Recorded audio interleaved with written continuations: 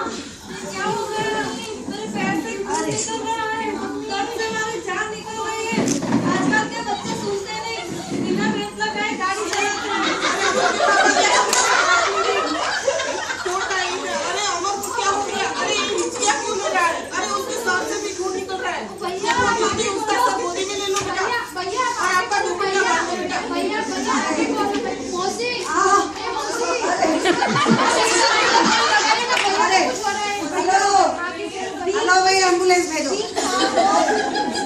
भाई लोग गिरे पड़े हैं। अरे अरे अरे अरे अरे एम्बुलेंस बुलाओ।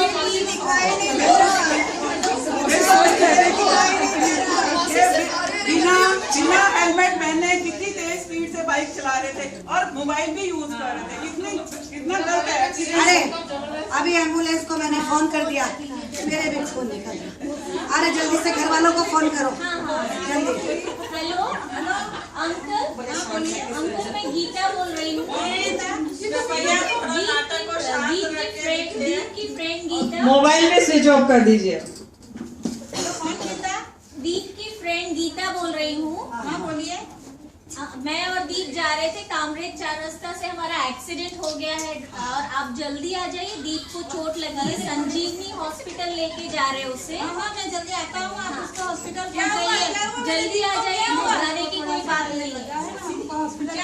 दीप थोड़ी हिम्मत रखो, अभी अभी एम्बुलेंस आने ही वाली है। चलो अभी एम्बुलेंस आने ही वाली है। बेटा बैठे रहो, बैठे रहो, बैठे रहो।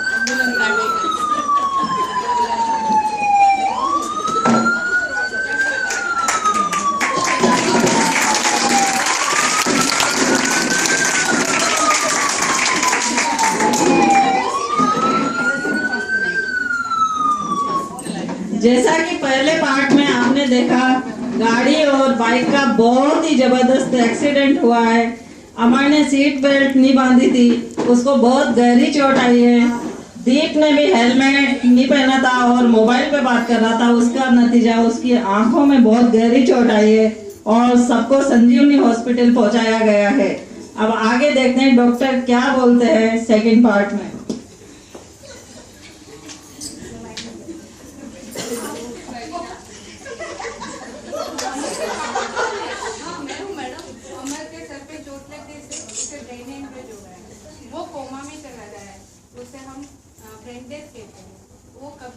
उसे हम कभी भी मृत्यु घोषित कर सकते हैं।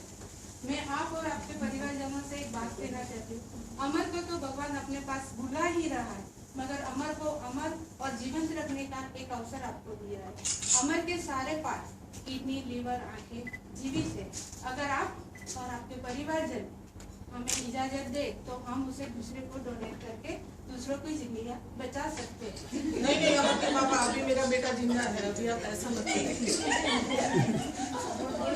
आपके साथ जिसका एक्सीडेंट हुआ है वो दीप को भी काफी चोट आई, काफी खून लग रहा है। अगर आप या आपके परिवारजनों में से कोई उसको जो उसका वो सीरियस है तो उसकी जान बच सकती विशेष है। पंचायत कौन है आपको?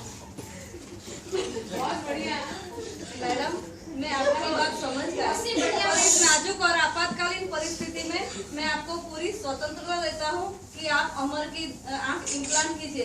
वैसे मेरा दिल तो नहीं मान रहा, लेकिन सच्चाई को कौन ठुकरा सकता है। मेरे बेटे को तो भगवान अपने पास बुला ही रहा है, लेकिन मुझे कोई हक नहीं बनता कि भगवान की दी हुई चीज इसी को बंदे को लौटाने में मैं हिचकिचाऊं। और रही बात खून की, तो मेरे परिवार में से किसी का भी अगर ब्लड ग्रुप मैच हो सके तो मैडम आप जरूर ले लीजिए। अरे नहीं कोई का खून नहीं देंगे, बहुत कमजोरी आ जाती है। कोई खून नहीं देगा। और तुम पागल हो गए क्या? आंख दे देंगे, अगले जन्म में वो अंधा पैदा होगा। अरे दीदी कौन सी जमाने की बात कर रही हो? किसी जमाने की बात कर रही हूँ। ऐसा कुछ नहीं होता है, विज्ञान कहाँ से कहाँ पहुँच अरे गया। विज्ञान को मारो गोली, ऐसे ही मेरे बाल सफेद नहीं हो गए हैं। मेरे बाल ऐसे सफेद नहीं हो गए। अरे मैडम अब मैं तो नहीं दे, तुम्हारी मर्जी, तुम्हें देना है तो तुम्हारी मर्जी। अरे तुम्हारी मर्जी, मैं नहीं दूंगा।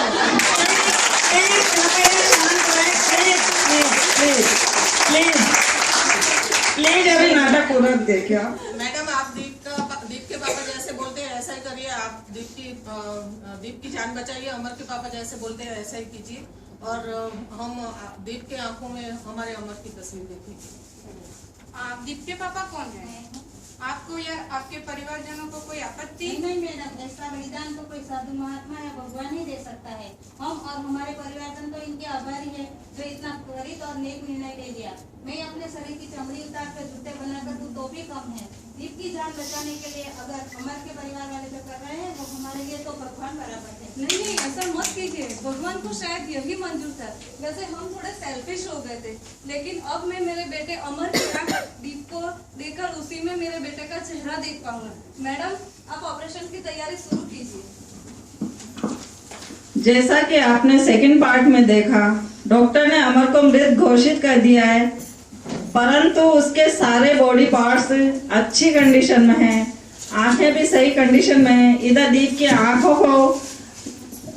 आंखें में प्रॉब्लम हो गई है, तो उनके मौसी के अंधविश्वास के आगे उनके माँ बाप की अच्छे विचारों की जीत हुई है और अमर की आंखें दीप को दे दी गई है।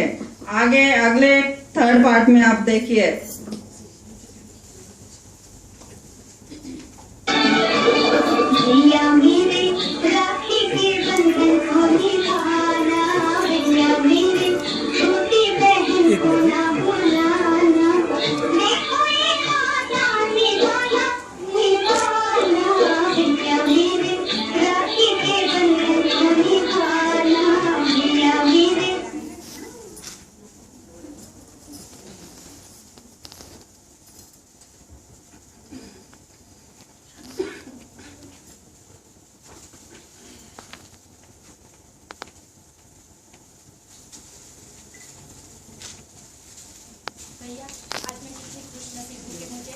भैया आज मैं कितनी खुशनसीब हूँ कि मुझे आज दो भाइयों का प्यार मिला है। प्रत्यक्ष रूप में दीप और परोक्ष रूप में अमर मिला है। आज मैं आपकी आँख में अमर की छवि देख रही हूँ भैया। और आज दुनिया की सारी खुशियाँ तुझे मिले इसी शुभ दिन पर मैं प्रार्थना भगवान से करती हूँ। और आज मैं आपकी आँख में मेरे भैया अमर की तस्वीर देखूंगी और मैं आपको अमर दीप कह के बुलाऊंगी भैया। दीदी मेरी बेटी, मैं आपकी रक्षा के लिए रक्षाबंधन के रूप में रक्षा कवच का वादा करता हूँ। आप पर आने वाली हर मुसीबतों का पहले मेरा सामना करना होगा। हे भगवान, मैं कितना खुशकिस्मत हूँ कि आज मुझे दो माँ बाप का प्यार मिलेगा, उनकी सेवा का अवसर मिलेगा। उनको खुश रखना ही मेरा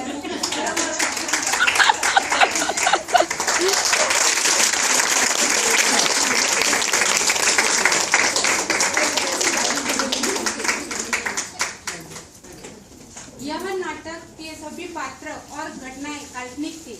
यह नाटक का उद्देश्य समाज में नेत्रदान, रक्तदान और अंगदान के प्रति जागरूकता लाना है। ऐसे कुछ असाध्य बीमारी जैसे कैंसर और एड्स, इसके अलावा हर व्यक्ति नेत्रदान, रक्तदान और अंगदान कर सकता है। ये मान्यता भी गलत है कि डायबिटीज वाले पेशेंट नेत्रदान और अंगदान नहीं कर सकते। यह मान्यता भी गलत है कि इस जन्म में अगर आंखें डोनेट की तो अगले जन्म में हम अंधे पैदा होंगे। या तो रक्तदान करने से खून कम हो जाता है या कमजोरी आ जाती है। नमस्कार डॉक्टर साहब, आपने मेरी आंखें खोल दी।